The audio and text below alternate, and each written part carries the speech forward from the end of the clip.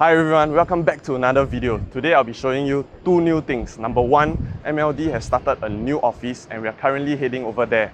It's not 100% complete, but I just want to show you the progress. And number two, I'll be interviewing the very man himself, Marcus Luah, who has been my mentor since I've started this real estate career. We'll be diving deep into his origins and his mindset, and also he'll share some perspective and advice for people who is thinking of starting real estate as their career.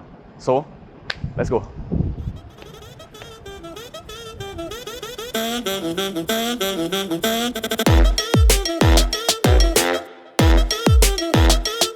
Okay, so actually for this area, right, it's actually like an open seating area. We can do like trainings and we can even sit down and then do our own work right now. And then over here, come. So Marcus over here, he's actually prepping for the training later. Hello. Hi Marcus. Hi. Hey, Shake hand again. Huh? Shake hand again. Yeah. On set can take off mask. Yeah, for sure. Can you maybe just share with us why the grind zone? Yeah, because I think we want to create a space where people are constantly reminded that every success, right, is part of the grind. Every failure is part of the grind. So if you fail, good for you, because why? It's part of the grind to become successful. Because actually when we first got this office, we were thinking like put my name big, our branding big. But I think we want to do something more meaningful that will trigger people and inspire them to work harder and work more hours. So that's why we did all this. Awesome. Okay, we'll talk more later. Okay. Come, let me show you the pantry. Behind is actually the pantry area. We can eat over here. And then behind is the kitchen, nothing much to see, so let's head over there. So actually I'm going to show you where's our main reception. Oh yeah, and also the most important thing over here is you can get coffee as well. Coffee is good.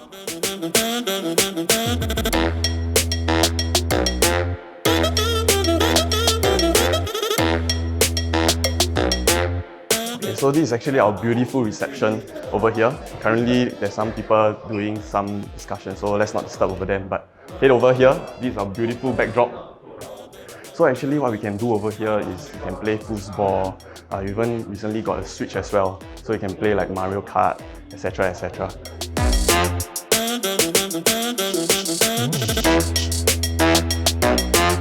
Yeah, and then over there you can see it's actually our meeting room. Yeah. Let's take a look. Okay, let's head over to level 3. So actually level 3 is basically for all the offices and also desks. Yeah, so it's actually split into two. Overall, over on the right is actually all the division leaders where they have their offices, and on the left is actually some desks where we can put our laptop and do work over there. So you can see currently like all these desks is still not filled up yet. Because we still haven't completed the full renovation yet. But yeah, so like the agents over here, they can also take up office spaces so that we can actually use this place. Yeah. Actually, since we are over here, let's take a peek at Marcus' office. So he's actually preparing for the training. So just take a look.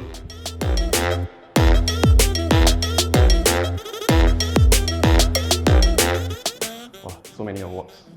Hopefully someday I'll be there too.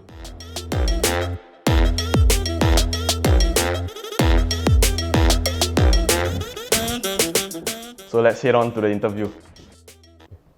So now that you have seen the office, now it's my honor to introduce to you Marcus Luah. Yeah. So Marcus, let's dive in deep into, before we go into real estate. So maybe you can share with us like where did this all begin? Like where did you grow up and like how was your childhood like? Like take us back to the origin. Actually, when I was a young boy, we grew up in the kampong lah. Generally, we have the kampong spirit lah. So growing up, I played basketball. Generally, I participated in a lot of team sports and stuff like that. And yeah, did pretty okay lah. Yeah, not the super good, but pretty okay. So all along, I've been like a team player, like to do things together, like to have fun and be real and sometimes poke fun at people lah. So that's how I grew up. Yeah. So as for my family, we grew up in an average family. Parents were doing pretty well earlier on, but during the financial crisis, things took a turn for the worse. So I grew up in a family where my father worked very hard night and day in his contractor business, but didn't really do very well. My mom is the one that's taking care of us. So basically, she didn't work her whole life. right? Ever since they got married.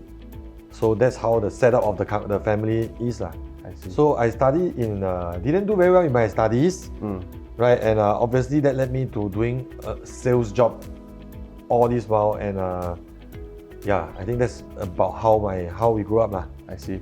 So maybe you can share with us, like, you know, when you begin this real estate journey, like how do you enter into real estate? Like, why sales and why real estate? Actually, most people were in the video, they will say, oh, I grew up knowing I was going to do something big in life. Yeah. But to me, during my army days, I look around, I look at all my friends, right? I realized that actually everyone had a dream. But my whole life, I grew up without a dream. So I was okay to like just go out with my friends, then I don't have any money in my pocket. Then they go out, they eat, then I just take a bit here, take a bit there. And that was me. I rather go the easy way. I didn't know why also, because I guess life didn't really push me to work very, very hard. I also didn't know. That was my earlier part of my life. And how I got into real estate was definitely not like other people got such big dreams. It's really I needed money lah. I see. I really needed money because I lost my savings due to one very bad mistake. And I was in debt. And someone introduced me to be a assistant, a runner, or you call a chauffeur to bring their buyers around to go and see houses. And I was being paid $8 per viewing. So that means I open each door, right? I get $8. So I didn't want to be like an agent. I just want to get a pay. Basically, I started this industry as a paid salesperson. Yeah, if not, I don't think I would join because I needed the money to pay for my bills.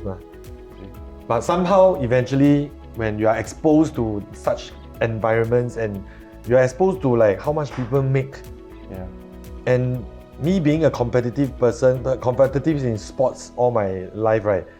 And I see that, actually, if they can do it, I can also, because when I look at that, I don't think that I'm too far off. So if they can do it, there's hope for me. And that's how I landed myself, and I spent my first paycheck in property or from the viewings, right? I spent the first paycheck instead of paying my debt. I used the paycheck to pay and sign up as an agent. I see. So, like when you started at time, did the person that introduced you, did they have anything that like you see that attracted you to go into it, or for you was like, oh, it's just an opportunity to earn extra income to pay your bills? Yeah, it's just an opportunity to pay extra income. Back then, I was thinking like, outside I'm working, I'm making 3,000 plus. If I can get supplementary income, $400 a month, not bad. I can pay for my car, I can pay for my petrol. I see. So that was more of a side hustle. It's super side hustle, and it's really by chance one. I never grew up thinking that I would do anything big one. I see. That's why even during school that time, I love sports. I'm competitive there, but in terms of my work, my school work and all this, I don't really like it. It didn't excite me. I see. Yeah. So that is the part where sometimes I always say that it's a blessing to be what I'm doing right now. And I always think that today, every time you feel that you are blessed or you are lucky or whatever, right, you must always remember to pay it forward and help somebody else. Because if I wasn't exposed to this today, I don't know what I'm doing also. I see. Yeah. So I mean, like right now, Marcus, for those that don't know, Marcus Luah Division has 1,700 agents. And then we are also the 3 years champion team in PropNex. So what do you mean by a champion team in PropNex? Champion team in PropNex means that we receive the highest amount of commission within one group itself. I see. Okay, so for 3 years consecutively. But before like right now we share about all these, right? Maybe you can just take us back at the beginning, like through this whole journey, I'm sure there are a lot of obstacles and hurdles to get to where you are right now. So maybe you can share with us the process and the journey about it. So I started off as a runner, like what I said just now. Then, and after that, I got my license. Okay, and that's a separate story. But I took 3 months to close my first deal. It was very, very discouraging. But then long story short, eventually I found the right method. I learned from the right people. I found the right methods. I started closing, and we never looked back. And fast forward just a little bit more, then my friends started looking for me. Because some of the houses that I sold was my friend's house. Then my friends say, wow, you make so much money from one sale only leh. I see. Then they also want to join and become an agent. And that gave me a lot of, that was a struggle to me. Because of course, yes, I want to build my team, but at the same time, I didn't want to affect my own personal sales as well. I want to run my business and I want to do it. And at the same time, I must think of how to help my friends that come on board because all of them got families, right? And all of them hold full-time jobs also. So how am I going to help them, right? And that trained me to become more structured as in my work. Because when sometimes I realize a lot of people do sales or whatever, right? Or they are running a business or any entrepreneur, some of them are just gifted. They use flair. Some people can just talk a lot of rubbish and just make people comfortable. And in sales, if you can do that, right? If you got a high level of EQ, right? Actually, half of your success is already guaranteed lah. Because you can connect, you can chit chat, and your default mode is you like to talk to people. Yeah. But that is something that is not replicable. Because like for example, your default mode is quiet ma. My default mode is talkative ma. Maybe you are 50-50 you can talk lah. But some people is default mode is RBF one. So these RBF people, how am I going to train them to be like me, to go and chit chat, talk rubbish with people and build rapport? Very difficult ma. So I realized that I need to be structured. I need to start to have my scripts, my sales kits, my things all prepared, my structure, my frameworks all there already. My business model, flyer, where to print, write what thing, all these have to be documented out. And I must articulate in a way that it has to be replicable, sustainable, and most importantly, scalable. Then we will do. And that is how, because I had a team, I have to be structured. And because I'm structured, I use the same structure to open up more avenues, and that gave me a greater breakthrough in my personal sales within the next year. Awesome. So, like for those who are, for someone, maybe for a new agent, for example, someone that have just passed the exam, or someone who is maybe, they are taking the exam, taking the license, and then they just joined the industry. Like, what are your advice to them? Like, maybe you can share with us what are the first 3 moves that you recommend that they should take? First thing that I think, in my opinion, when I train my agents, is that you must have a work plan. Because transitioning from a paid salaried employee to a self-employed, the major difference is that when you are self-employed, you are not working under supervision. And many a times, many of us, if you are in a desk-bound job, I always like to ask people this question. Today, in office, 8 hours, you clock 8 hours there in office, how many hours are you really like going full force, 100% on overdrive mode, getting things done? And the answer is always mixed. Some people really work very hard, some people so even under supervision, right, we tend to drift and we tend to take longer breaks. We tend to take more smoke breaks. And you are salaried there. And there's a boss looking at you, and you still tend to like fall into that zone, right? The redundant, not redundant. What's the word? Inefficient. What's the word for it? Not productive. Unproductive mode. Sometimes. So if you don't have a work plan, right, then it'll be terrible because you wake up. Never mind today I have my breakfast. Then you have a breakfast. You take a slightly longer breakfast. Then you come back, do a little bit of work, then it's lunch already. Then lunch you eat already, then meet friends, then chit chat, talk. Then after you watch a bit of Netflix, play a little of Dota, play a bit of handheld games, right? And that's the whole day gone already. So if you need to have a work plan, right, then you come to office, force yourself to still be in that mode of you are getting paid. Push yourself to be there, dress up early, go out there, sit in the office, start doing your work. Right? That's number 1. Number 2 is try not to be. You need to make sure that every day you clock your calls. Every single day. There must be calls made, right? Because a lot of agents, right, especially in today's market where most companies are providing with tons and heaps of Zoom webinars and all these things, right? Many agents will tend to be tricked into thinking that they are working. So for example, just give you an example. So you spend one whole day watching Zoom webinar, listening to me talking, listening to Kelvin Fong, Ismail talking. Fine, perfect, excellent. But the thing is that, have you clocked your calls? Have you reached out to somebody? Have you been reaching out to more people during this time? Because as an agent, right, that is our primary and the most high-paying activity. So you must learn how to prioritize your time. If today attending training is more important, or is it making calls more important? I'll take making calls anytime. But today, if you need to attend the webinar, can you be texting people at the same time? So an agent needs to be multitasking and make sure every day you clock at least 20 calls to people that you don't know or people that you know. And these 20 people cannot be always the same people. So that's the second game plan that we need to have. And thirdly, I think you must mix around with the right people. Many times people say that in this industry it's all about yourself. I totally agree. But today from nothing to something, it depends on yourself. But if from good to great, right, you must be with the right people. Just for instance, right, this a friend, Jaron, one of our team leader, always say this, and I totally agree. Like today, if you after school, right, your friends every time go and play basketball, and when you are studying for your exam, right, they say, siao lah, exam October leh, now only July you studying for exam, come lah, go and play lah. And all your friends after school all come and tell you the same thing. Versus, you have a friends, you want to go and play basketball, but all your friends say, study leh, then you tell them, siao, now July only leh. They say, no lah, I don't want to play. You go play lor. Then you go ask your other friend. The other friend say the same thing. Don't play, work. You go to another friend, the other friend also say, hey, don't play, work. Which group of friends that you hang around, right?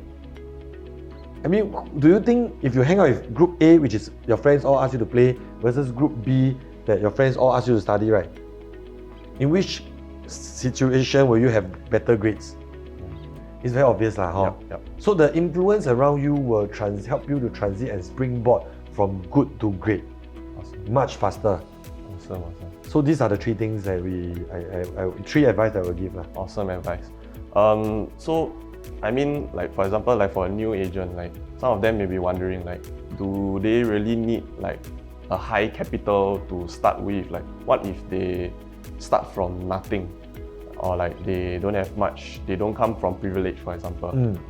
Is this an avenue that they should even look into, or what are your advice? So my advice is, to me there's never a one size fits all. Because everybody function in different modes. Some people function well when they feel that they are poor. Some people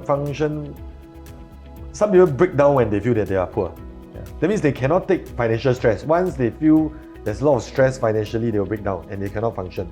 So it depends on what kind of person you are. Like for me, I feel that I am more driven when I look at my bank account and there's no money. Because I don't believe in the motivational books, what they write and all these things, because all these are, to me, to a certain extent, it's not relevant anymore lah. Right? Burn all your bridges, empty your bank account and all this. It doesn't work for everybody. So it depends on you. If you're a high risk taker, of course, no money also you can fight lah. But if you are a low risk taker and you get very stressed out when you look at your bank account, not enough money, then you must try to save up a little bit more. But for me, I started with nothing and a lot of debts. And that made me work extremely hard. And that made me see what kind of person I am. Because like I told you, right, during my school days, I am quite lazy. I only want to play. I don't want to work one. Do homework, all this I don't want to do. Right? But I want to play only. So I'm very attracted by play. But when my bank account is empty, right, I work very hard. The first time in my life, I see I can work 14, 15 hours a day. And next day, 9 a.m. I can wake up. That time I was 25 years old. Now I am close to 40 already. But I can still wake up 9 a.m. because every time I see my bank account no money, I'm very stressed. So that's depending on yourself. But advice to you is that actually in this industry, whether you try or not, actually this industry, there are different ways and different deals that you can close.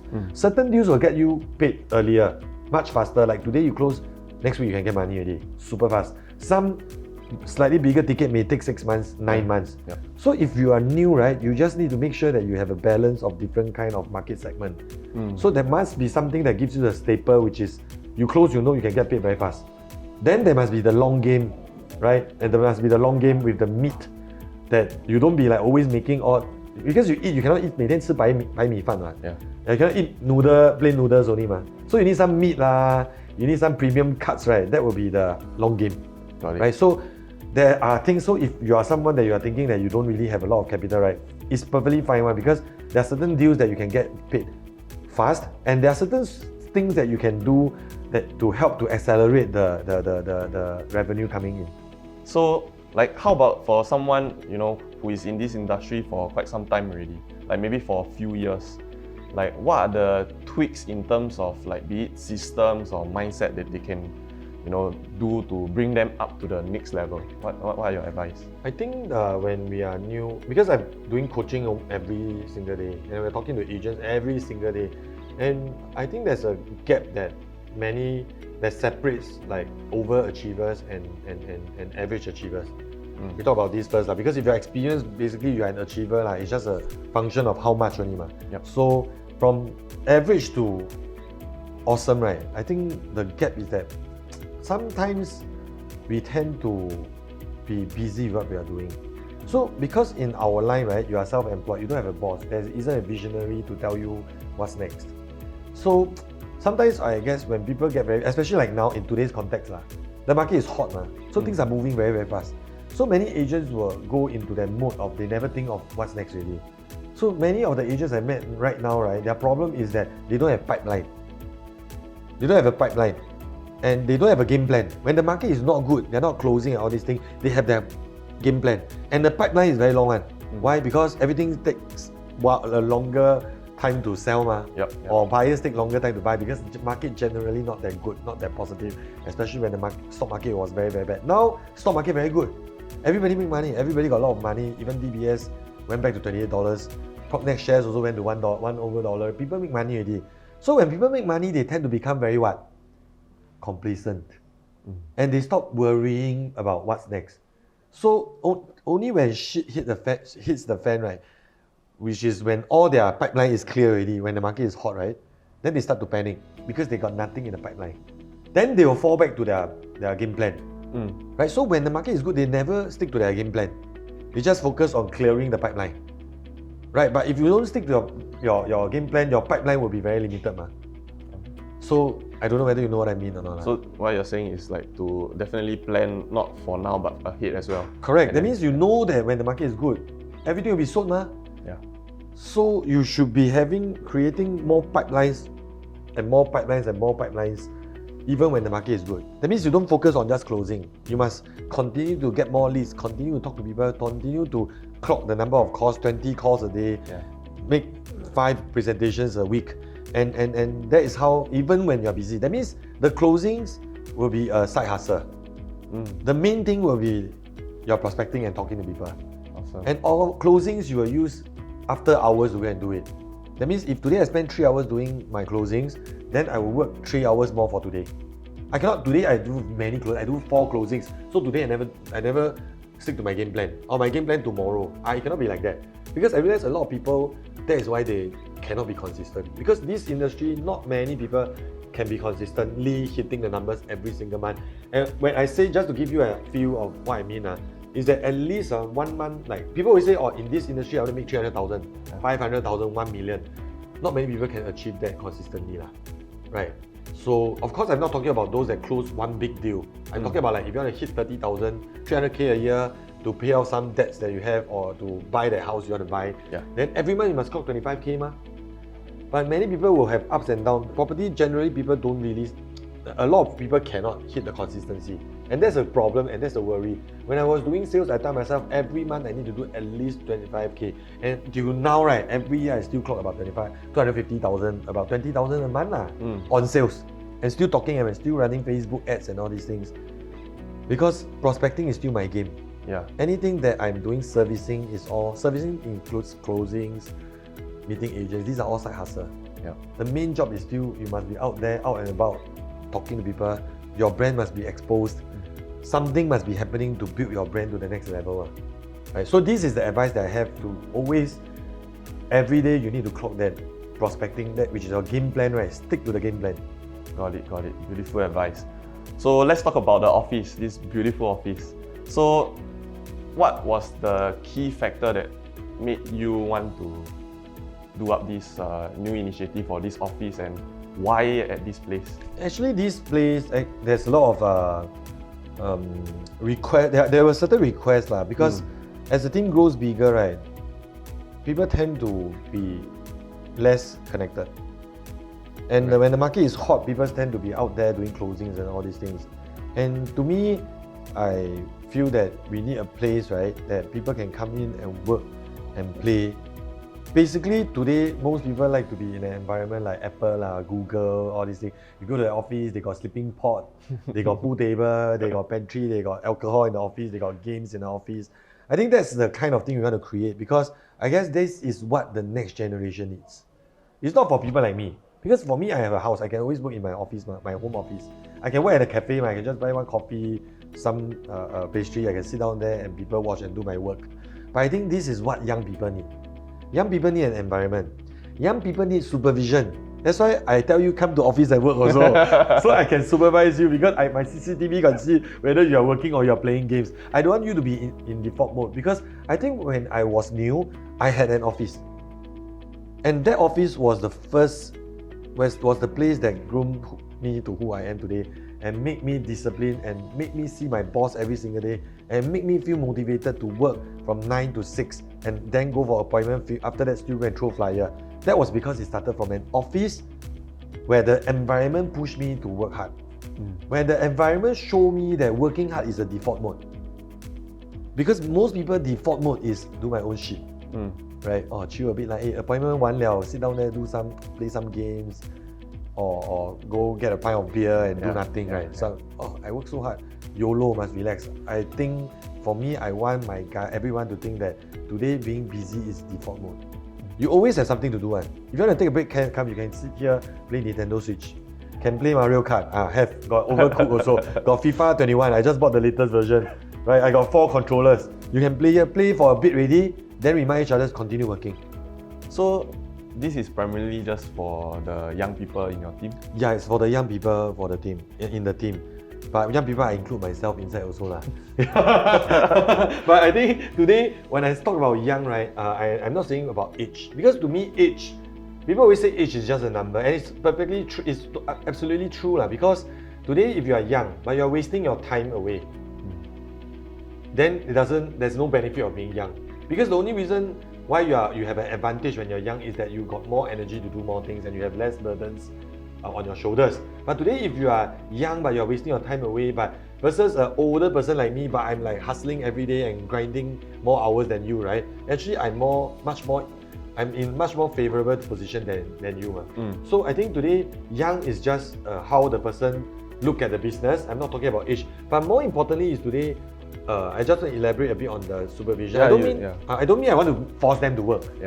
But I just want to create an environment when people look at other people, hey, why this person is working so hard? Why am I not? Why this person is closing? Why am I not? Because every human being, the default mode is got ego. And the bigger your ego, the harder you force yourself to be better than other people and eventually be better than yourself. Right? So this place is a place where we want people to see each other, to rub on each other's energy and to get influenced positively by one another. And from there, we will achieve greater things, and most importantly, to help every single person in this ship, in this boat, right, to become a best version of themselves in the shortest period of time. Got it. And like what you mentioned previously is also who you hang out with most of the time. So I think it's a very good initiative where we get a craft the environment. I love it.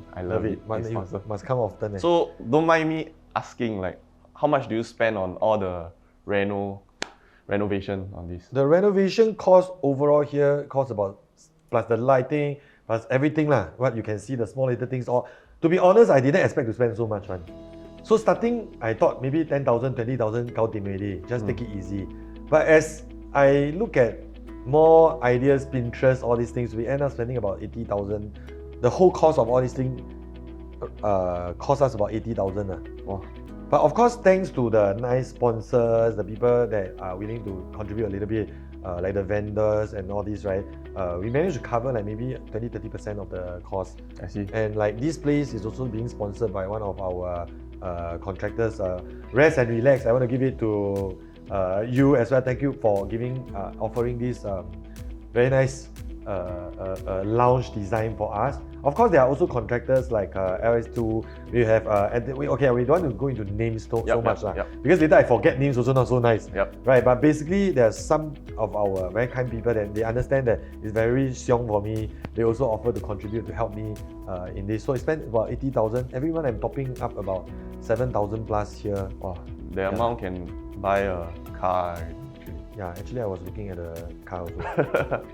So I can buy a car. Why don't buy a car instead? I think a car is definitely, every boy wants to have a car. And I'm not going to be a boy very soon already. In fact, I'm no longer a boy, 40 years old, next year 40 already. But to me, buying a car, it's only for 2%, especially if it's a supercar.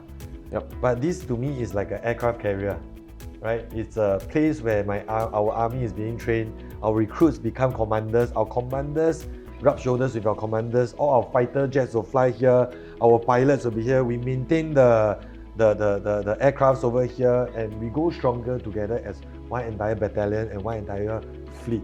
And I think that today, for the same amount of money, which is like 100,000 on down payment for a car and 7,000 a month, you can get a Lambo, right? Yeah. I think the fighter jet, aircraft carrier makes me more excited because I get to get closer with people like you, with all the younger people, with people who are at my age and really appreciate the community spirit, wanting to work together.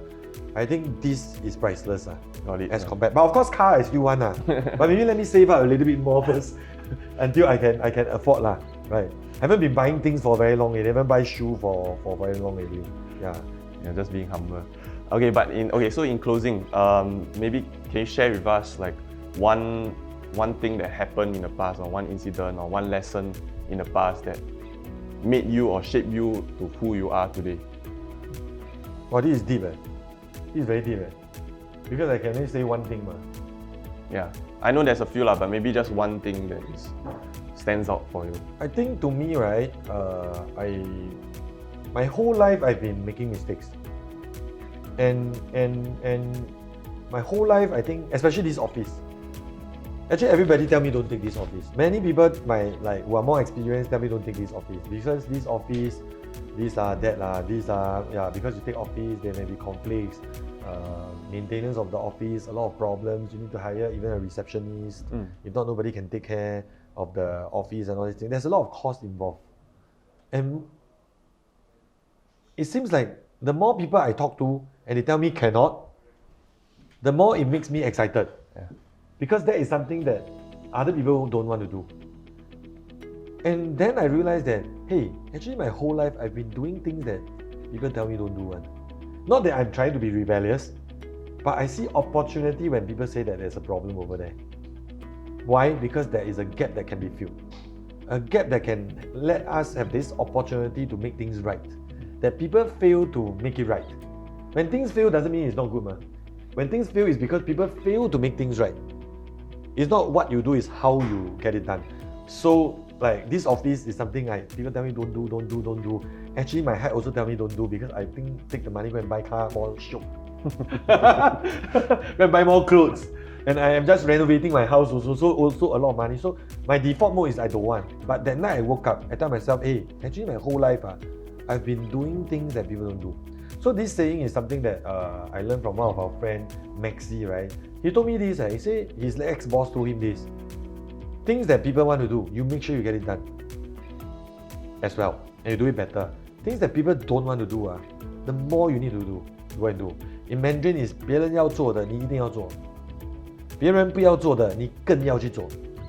Because that will set you apart from the competition. So if you are someone that's watching and you're thinking like, hey, I'm at this juncture where, I'm in the stagnancy phase. Yeah. You want to like really get a breakthrough. You need to start looking at things that people tell you cannot.